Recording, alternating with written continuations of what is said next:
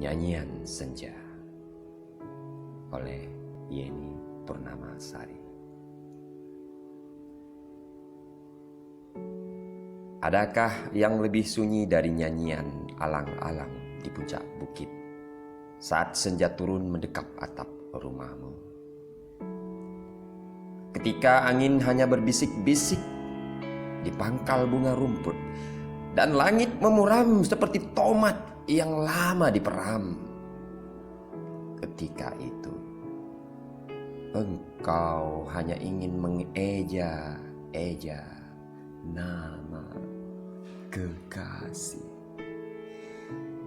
dan menyimpan rindu dalam diam dan sajak-sajak rahasia tentang pengembaraan usia disembunyikan langit.